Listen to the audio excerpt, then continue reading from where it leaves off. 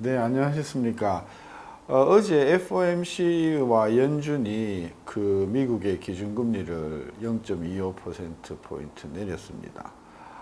시장이 다 예상을 하고 있었던 바라서 뭐 그렇게 충격으로 다가오진 않았는데, 그 내막을 좀 들여다보니까 몇 가지 굉장히 중요한 사실들이 숨어 있었습니다. 그래서 그 숨어 있는 사실들을 우리가 좀 알면 앞으로 금리가 어찌 될 것인가 하는 부분을 조금 파악을 할 수가 있어서 경제를 이해하는 데 도움이 될 것 같습니다.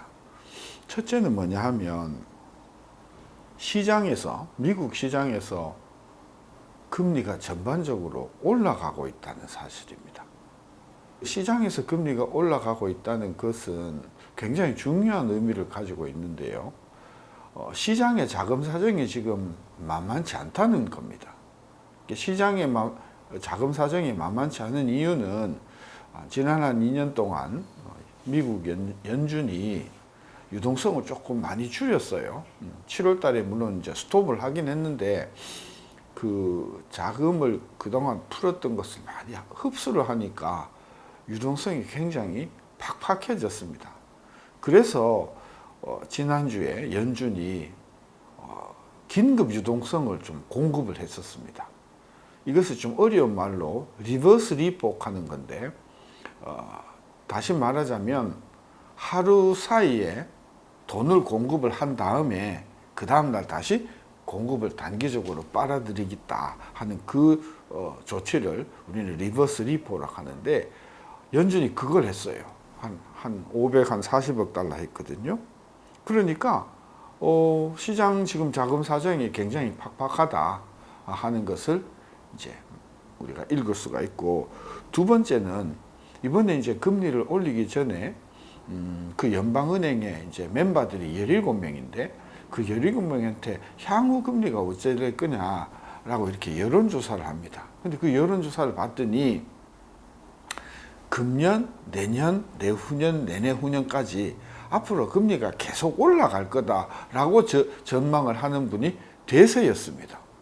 우리는 트럼프가 압력을 하고 하면 앞으로 금리가 계속 내려가지 않겠는가 이렇게 생각을 하고 있는데, 시중에 있는 전문가들 그리고 연방은행에 있는 그 위원들은 앞으로 금리가 올라갈 거라는 것을 다들 예상을 하고 있습니다. 결론은 시장에서 지금 단기 자금 사정이 팍팍해서 자금이 좀 쪼달리고, 또 연방은행에 있는 많은 전문가들이 앞으로 금리가 올라갈 거라고 예상을 한다는 것은, 이것은 무엇을 의미하는가? 적어도 한 3가지 정도는 우리가 좀 귀담아 봐야 할 사실이 있습니다. 첫째, 앞으로 연방은행이 금리 내리기 쉽지 않다는 겁니다. 금리를 내리는 것이 매우 지금 전반적으로 이 여건이 만만치 않다는 겁니다. 연방은행을 구성하는 17명 위원들이 다 앞으로 금리 내리기 어려울 거다 이렇게 생각한다는 것은, 아무리 트럼프 대통령이 내리라고 한다 하더라도 쉽지 않을 것이다. 그런 관점에서 미국이 금리를 한 번 더 내린다 하더라도 내년에 금년 12월이나 내년 초에 한 번 내렸으면 내렸을까, 이보다 더 내려가기는 매우 지금 어려운 상황이다 하는 것이 첫 번째 시사점이라고 보고, 두 번째 시사점은 뭐냐면 그동안 7월 달에도 내리고 이번에 또 내리지 않았습니까? 그럼에도 불구하고 시장의 자금 사정이 만만치 않다는 겁니다. 시장 금리는 오히려 거꾸로 올라간다는 겁니다. 이런 관점에서 우리가 굉장히 던져야 할 중요한 질문이 뭐냐면, 그동안은 연준이 전 세계에서 가장 막강한 능력을 가진 사람인 줄 알았어요. 그래서 기준금리를 연준이 내리면 시장금리 내려가고, 기준금리 올리면 시장금리 올라가고, 이렇게 연준이 엄청난 힘을 가지고 있는 건 줄 알았는데, 시장금리가 그렇게 연준의 마음대로 움직이지 않을 수도 있다. 그 사실을 이번에 우리가 읽었다는 것이죠. 따라서 아무리 트럼프나 연준이 금리를 내리고 싶어도 시장 금리가 계속해서 올라가는 상황에서는 금리 내리지 못한다는 겁니다. 금리를 내리면 그 내리는 그 효과가 시장의 힘을 압도할 수 없다. 그런 관점에서 이번에 연준의 회의는 연준도 한계가 있구나. 연준도 금리를 올려봤자 세계 경제를 움직일 수 있는 그런 능력에는 한계가 있구나. 그런 관점에서 보면 금리를 내린다 하더라도 미국 경제가 좋아진다는 보장이 없구나.